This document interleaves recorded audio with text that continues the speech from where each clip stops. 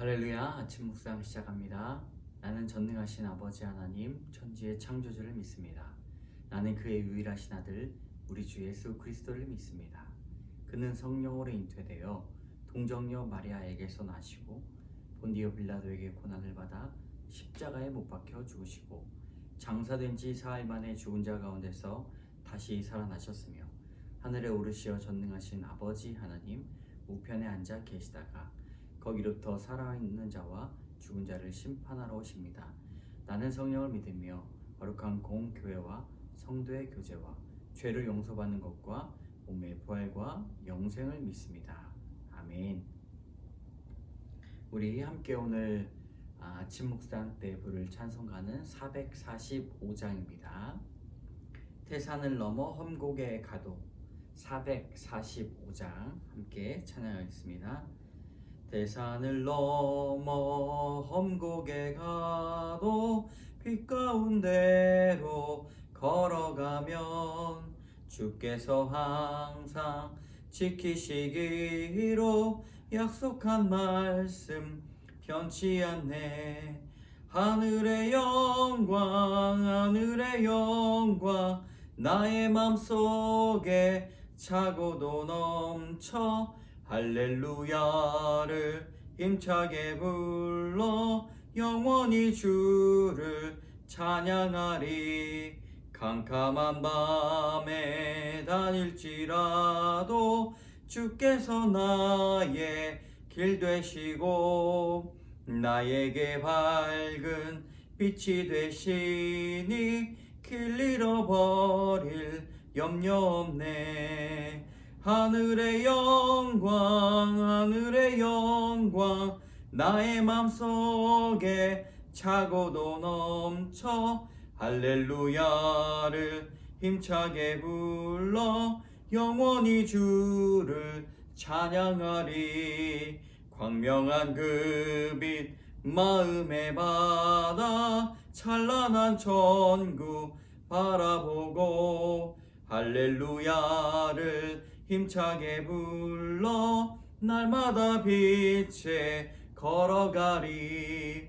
하늘의 영광 하늘의 영광 나의 맘속에 차고도 넘쳐 할렐루야를 힘차게 불러 영원히 주를 찬양하리. 아멘. 오늘 아침 묵상에서 주시는 귀한 하나님의 지혜의 말씀 잠언 8장 1절에서 21절까지의 말씀입니다. 8장을 두 단락으로 하는데 첫 번째 단락 1절부터 21절까지의 말씀 같이 읽겠습니다. 지혜가 부르지 아니하느냐? 명철이 소리를 높이지 아니하느냐?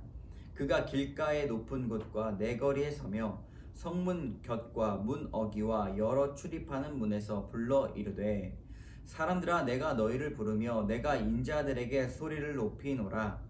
어리석은 자들아 너희는 명철할지니라. 미련한 자들아 너희는 마음이 밝을지니라. 너희는 들을지어다 내가 가장 선한 것을 말하리라. 내 입술을 열어 정직을 내리라. 내 입은 진리를 말하며 내 입술은 악을 미워하느니라. 내 입의 말은 다 의로운즉 그 가운데 굽은 것과 패역한 것이 없나니 이는 다 총명 있는 자가 밝히 아는 바요 지식 얻는 자가 정직하게 여기는 바니라. 너희가 은을 받지 말고 나의 훈계를 받으며 정금보다 지식을 얻으라. 대저 지혜는 진조보다 나음으로 원하는 모든 것을 이에 비교할 수 없음이니라. 나 지혜는 명철로 주소를 삼으며 지식과 근신을 찾아 얻나니 여호와를 경외하는 것은 악을 미워하는 것이라. 나는 교만과 거만과 악한 행실과 패역한 입을 미워하느니라. 내게는 계략과 참 지식이 있으며 나는 명철이라. 내게 능력이 있으므로 나로 말미암아 왕들이 치리하며 방백들이 공의를 세우며 나로 말미암아 재상과 존귀한 자 곧 모든 의로운 재판관들이 다스리느니라. 나를 사랑하는 자들이 나의 사랑을 입으며 나를 간절히 찾는 자가 나를 만날 것이니라. 부귀가 내게 있고 장구한 재물과 공의도 그러하니라. 내 열매는 금이나 정금보다 나으며 내 소득은 순은보다 나으니라. 나는 정의로운 길로 행하며 공의로운 길 가운데로 다니나니 이는 나를 사랑하는 자가 재물을 얻어서 그 곳간에 채우게 하려 함이니라. 아멘. 여러분 기억하실지는 모르겠지만 지혜를 의인화한 것, 오늘 말씀처럼 지혜를 사람처럼 다루고 있는 장이 1장에 나옵니다. 오늘 읽은 본문은 8장인데 오늘도 마찬가지로 지혜를 의인화하였다 볼 수가 있습니다. 지혜가 마치 길거리 여전도사처럼 이렇게 전도하고 있는 모습들을 우린 바라보게 되죠. 1절부터 4절까지 말씀을 함께 보도록 하겠습니다. 지혜가 부르지 아니하느냐, 명철이 소리를 높이지 아니하느냐. 그가 길가의 높은 곳과 내거리에 서며 성문 곁과 문 어기와 여러 출입하는 문에서 불러 이르되 사람들아 내가 너희를 부르며 내가 인자들에게 소리를 높이노라. 여기서 소리를 높이다, 그렇죠? 그렇게 강조하고 부른다, 그런 단어들이 많이 나와요. 그러니까 지혜는 소리를 높여서 우리를 부르는 소리다 라고 볼 수가 있죠. 지혜가 큰 목소리로 사람들이 많은 곳에서 길가와 높은 곳 내거리에 서서 사람들 앞에 부른다, 외치고 있습니다. 여러분 이 말뜻이 무엇일까요? 지혜는 어리석은 자, 미련한 자에게만 필요한 것이 아니라 모든 사람들에게, 다니고 만나고 사람들이 많이 모이는 그런 사거리에서 오가는 모든 사람들에게 이런 지혜가 필요하다라고 그렇게 말씀하고 있는 것이죠. 나는 예수님을 많이 믿었기 때문에, 나는 똑똑하기 때문에 지혜 이거 나 이미 갖고 있어 라고 생각하는 것이 아니라 하나님께서 주시는 그 지혜, 성문에서 모든 사람들에게 필요한 그 지혜를 우리는 겸손하게 받아야 합니다. 6절과 7절의 말씀입니다. 너희는 들을지어다 내가 가장 선한 것을 말하리라. 내 입술을 열어 정직을 내리라. 내 입은 진리를 말하며 내 입술은 악을 미워하느니라. 여기서 지혜에 대한 다른 표현들이 있습니다. 지혜는 또 어떤 것입니까? 바로 가장 선한 것입니다. 그리고 정직입니다. 그리고 7절에 진리와 더불어 악을 미워하는 것이라고 나와 있습니다.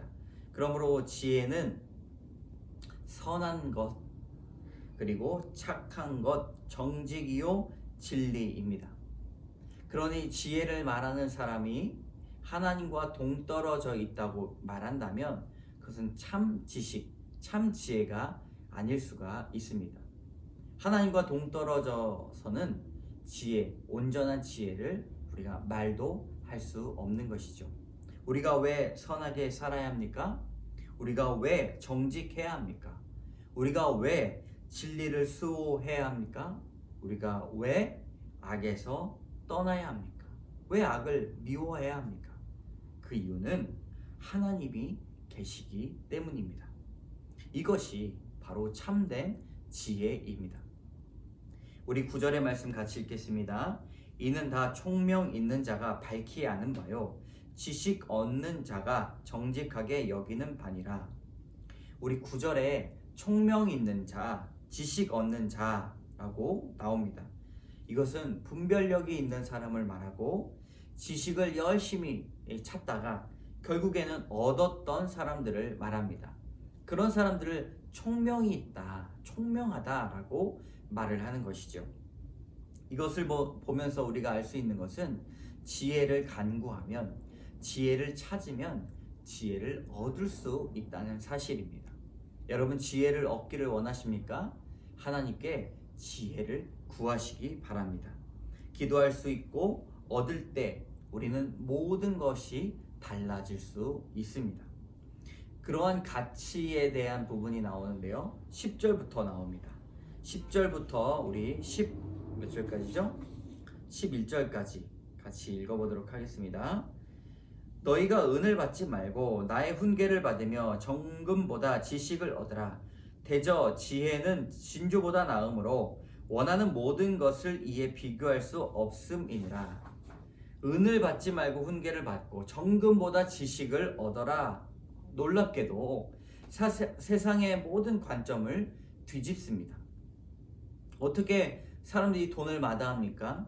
금을 마다합니까? 그런데 그것들을 마다하면서 돈 주지 마시고 지혜를 달라고 말하고 금보다 지식이 얻는 것이 더 낫다라고 그렇게 성경은 말하고 있습니다. 심지어는요, 모든 것을 이에 비교할 수 없다라고 말을 합니다. 비교 불가, 가치 평가를 할 수 없다는 것이죠. 여러분, 이것은 무엇을 말합니까?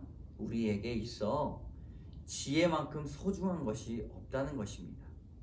나이가 들어도, 나이가 많아도, 경험이 있어도 경험이 없어도, 학력이 많고 적음을 떠나, 돈이 없고 있음을 떠나, 그런 것들은 다 가치가 서로 비교하면서 평가될 수 있지만 지혜는 가치로 평가되지 않을 뿐더러 비교할 수 없습니다. 그러므로 이런 눈에 보이는 것들 아니면 자신들의 경력으로 지혜 있다라고 말할 수 없습니다. 결코 그런 것들로 비교할 수가 없죠. 더욱더 우리가 알 수 있는 것은 나이가 들면 들수록 우리는 지혜가 더욱더 생기기 때문에 더욱더 겸손해 나가야 합니다. 12절 13절의 말씀 보겠습니다. 나 지혜는 명철로 주소를 삼으며 지식과 근신을 찾아 얻나니 여호와를 경외하는 것은 악을 미워하는 것이라. 나는 교만과 거만과 악한 행실과 패역한 입을 미워하느니라. 12절에 시작이 어떤 말로 시작합니까? 나 지혜는 이라고 시작합니다. 나 지혜, 그러니까 지혜가 의인화되어서 지금까지 계속 이야기한 것이죠.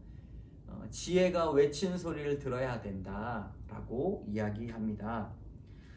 그 지혜는 주소가 어떻게 됩니까? 바로 명철 8-1번지 뭐 이렇게 볼 수가 있는 것이죠. 오늘 8장이니까 얻는다라고 표현한 것은 지혜는 또 다른 지혜를 낳는다는 표현입니다. 어린아이가 자라서 뇌가 자라고 생각과 마음이 자라는 것처럼 지혜도 자란다는 것이죠. 우리가 하나님께서 주신 지혜를 하나 소유하면 그 지혜를 소중하게 간직하면서 또 다른 관계의 지혜와 또 행정의 지혜와 운영의 지혜들이 이렇게 많이 나온다는 것입니다.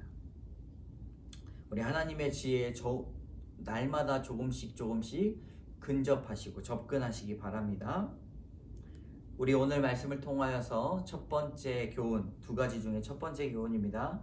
지혜는 신중함입니다. 12절의 말씀, 나 지혜는 명철로 주소를 삼으며 지식과 근신을 찾아 얻나니 라고 말씀하고 있습니다. 오늘 말씀에 지혜는 명철, 밝게 보는 것이다. 이것은 신중함을 말합니다. 우리 인생에 만약에 우리 인생을 한 방에 앞정이 싹 깔려진 그런 위험 요소가 있는 방으로 우리가 생각해 본다면 우리가 신중하지 않으면 앞정을 밟을 수밖에 없다는 것이죠. 그리고 어두우면 우리가 보지 못하면 그것은 100% 앞정을 밟을 수밖에 없다는 것입니다.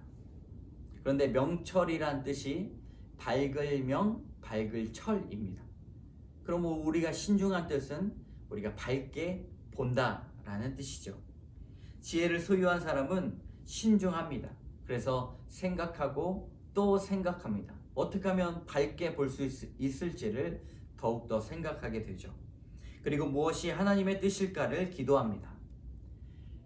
신중한 사람, 지혜 있는 사람은요, 얼렁뚱땅하지 않고요, 흐지부지하지 않습니다. 모든 것 우리가 신중함을 키우는 것이 총명 있는 자의 할 일입니다.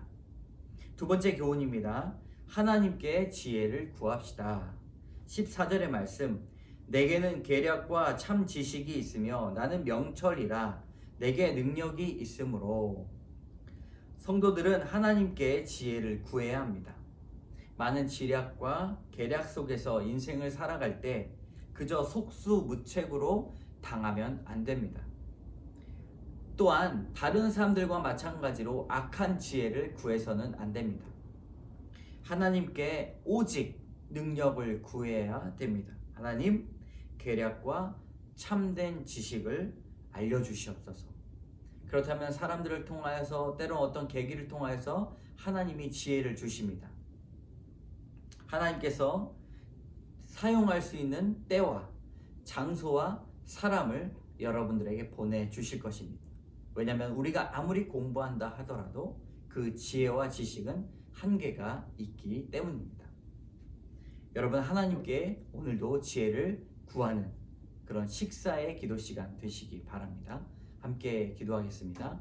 참 좋으신 하나님, 감사합니다. 오늘 지혜가 말하는 이야기를 듣게 하여 주시고 그 이야기를 손목에 걸고 목에 걸고 잊지 않도록 인도하여 주시옵소서. 그것에 참 능력과 여러 가지 방법들이 있음을 믿습니다. 무엇보다 여호와를 경외하는 것이 지식의 근본임을 우리가 깨닫게 하여 주시고, 선한 것, 착한 것, 주님 앞에 악을 떠난 것, 주님 진리와 가까운 것, 그것이 하나님께 있음을 우리가 고백할 수 있도록 인도하여 주시옵소서. 모든 말씀 예수님 이름으로 감사드리며 기도드립니다. 아멘. 하늘에 계신 우리 아버지, 아버지의 이름을 거룩하게 하시며 아버지의 나라가 오게 하시며 아버지의 뜻이 하늘에서와 같이 땅에서도 이루어지게 하소서. 오늘 우리에게 일용할 양식을 주시고 우리가 우리에게 잘못한 사람을 용서하여 준 것 같이 우리 죄를 용서하여 주시고 우리를 시험에 빠지지 않게 하시고 악에서 구하소서. 나라와 권능과 영광이 영원히 아버지의 것입니다. 아멘. 여러분, 오늘도 지혜를 구하시고 하나님께서 여러분들에게 참된 능력을 부어주실 줄 믿습니다. 그렇게 간구하는 기도의 시간 잠시 개인적으로 가지시기 바랍니다.